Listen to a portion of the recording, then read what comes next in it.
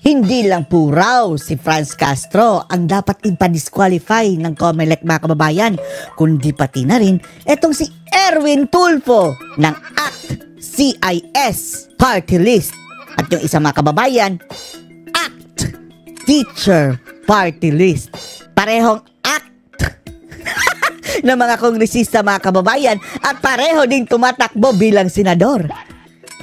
Ayon kay Ka Eric, dapat hindi raw tinanggap ng COMELEC ang kanilang kandidatura mga kababayan dahil pareho silang convicted ng korte sa kasong may kaugnayan ng moral turpitude. Yung isa, libelous mga kababayan, yung isa, child abuser.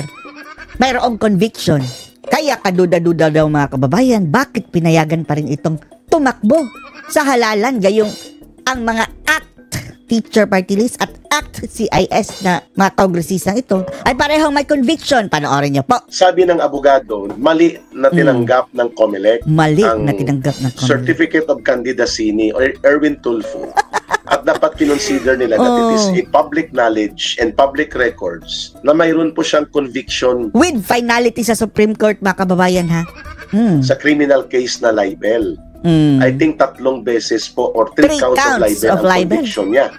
Hindi lang isa, hindi lang 2, kundi 3. At na-uphold po ito ng Supreme Court.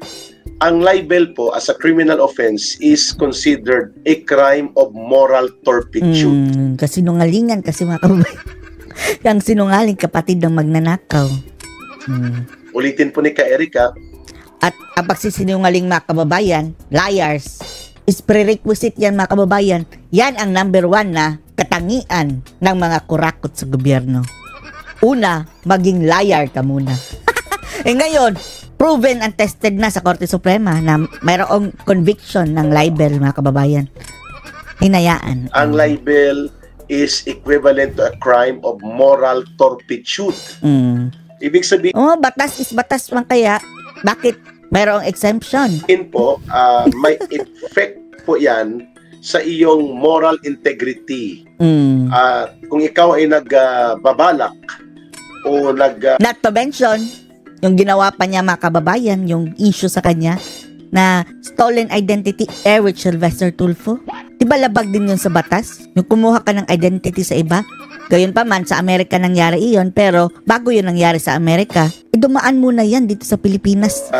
Paparticipate sa isang elective sa pag-process niya ng kanyang dokumento dito. Position o public office, kahit appointed position pa, hindi ka pwedeng pumasok sa government service dahil ikaw ay may record of conviction, na convict ka ng korte sa kaso na moral turpitude ang nature. Sa Commission on Appointments na hindi nga yan nakalusot. Bakit COMELEC pinalusot nyo? Pag sinabing moral turpitude, dahil nag-TNT, tutak ni Tamba. Yan ba? May patungkol yan sa iyong karakter, sa pagkatao mo. Wala kang moral integrity. Walang moral integrity. Wala kang standard of moral duty sa lipunan. Kaya tinatawag moral turpitude ang kaso na yan. Automatic po dapat disqualified as a candidate si Kaya nga, bakit na COMELEC? Erwin Tulfo. Hinayaan lang. Public record yan mga kababayan eh. Tayo kung nag-a-apply tayo ng trabaho mga kababayan, hihingan tayo ng NBI clearance. Dahil the mere fact na may kaso ka lang ha, wala pa nga yang, kahit wala pang conviction, sasabihin ng employer, may kaso ka pala eh. Hindi ka pwede dito. Tapos eto mga kababayan, nagre-reflect na talaga sa NBI na, convicted ka na pala. Sige, takbo. Pwede ka pang tumakbo. Unfair, mga kababayan, unfair. At isa pa, nakasaad yan sa batas. Malinaw sa batas, mga kababayan, kapag mayroon conviction involving crimes with moral turpitude. Bawal tumakbo. Exemption si Tulfo at si Franz Castro. Ngayon sabi ng aking friend na abogado, dahil may quasi-judicial functions ang COMELEC, pag sinabing quasi-judicial, hindi po siya korte pero parang korte. Nagkakaroon ng hearing, may mga petition, at mayroon po siyang mga proseso na pang-judicial. Meaning to say, hindi siya basta-basta mag-aakto sa mga bagay na walang batayang material sa petisyon.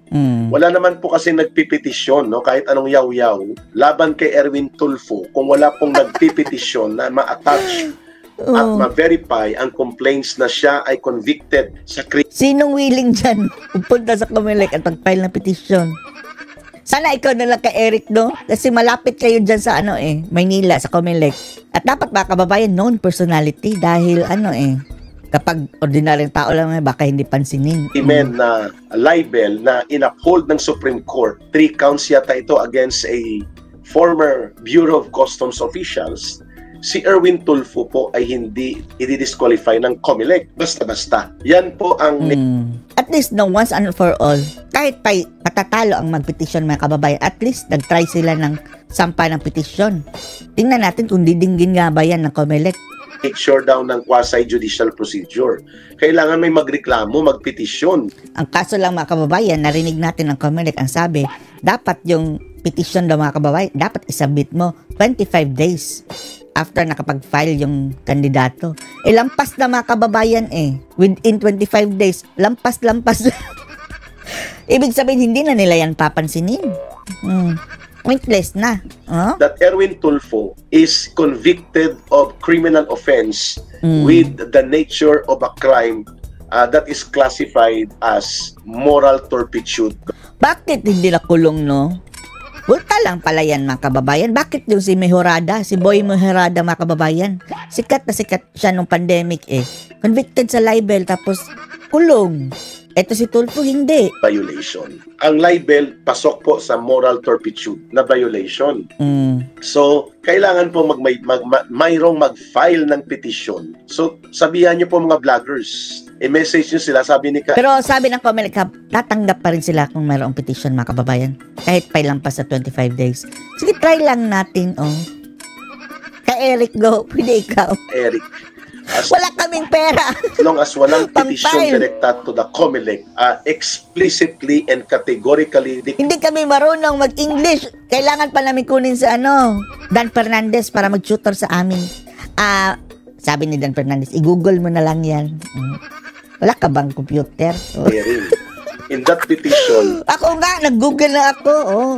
Daig ko pang abogado. Na hindi dapat bigyan ng matuwid na karapatan si Erwin Tulfo na magpapatuloy bilang kandidato at pati na rin dyan sa pag-upo niya sa pagkakongresista ng party list na ACT-CIS, kagaya ng ACT teacher. ACT-CIS. Dapat hindi yan in-entertain nila Martin Romualdez. No, ganun din yan si Franz Castro. Si ang Francine. Child abuse ay crime of moral turpitude din po yan. Kahit pa hindi pa final mga kababayan, the mere fact na mayroon ng conviction, matatawag na nga siyang kriminal mayroon ng conviction. Kung gusto niya tumakbo mga kababayan, antayin niya muna na ma-clear siya ng Court of Appeals. Yan ang thought niyan mga kababayan. Sasabihin ng COMELEC dapat sana, meron kang conviction. Patunayan mo muna sa Court of Appeals bago ka pumunta dito at mag-file na mabaliktad yung conviction mo. But for now, this is clear na conviction para sa'yo. Ganyan sana, no? Dapat hindi rin po yan Palusot pa pinapatakbo itong si Franz Castro. No? Kasi Paano sila 11 na mga tumatakbo, senador? komunistang urban operatives ng CPP, NPA, NDF ang kasama ni Franz Castro na tumatakbong senador. So sila Lisa Masa, lahat ng mga makakaliwa mga kababayan, bumuo sila ng grupo na papunta na rin Inedoro. So hindi lang si Erwin Tulfo. Si Franz Castro, I Francine. believe, ang kasong child abuse is also a crime of moral turpitude ang nature. Wala kang moral duty na matuwid sa lipunan. Wala kang moral integrity kaya wala kang karapatan pumasok sa government service. Either by elective position or by appointive position. Correct. But on the particular case involving Erwin Tulfo, Yan. as well as Franz Castro, na convicted, although kay Franz Castro is not final conviction, kay Erwin Tulfo final conviction kasi Supreme Court na. Supreme Court. In-uphold ng 3 Supreme counts Court. daw, sabi ni Eric. No? Kahit anong yaw-yaw ng ibang vloggers kay Erwin Tulfo, Wala hindi nila nagpa-file. pinapoint out na aside from the fraudulent representation, yung pandaraya ng Si kanyang mga Eric, dokumento para mag-acquire sang US visa, mas malala po itong libel conviction ni Erwin Tulfo sapagkat yan po ay classified as crimes with Against a degree moral of moral turpitude. turpitude. At yan po ay pinagbabawal sa batas na maging bahagi ka ng gobyerno, appointive man, o ang isa ay elective. So ano masasabi niyo dito mga kababayan? na dapat talagang mapadisqualify si Erwin Tulfo at Franz Castro dahil law is law. Anong masasabi niyo dito? Post the comments below.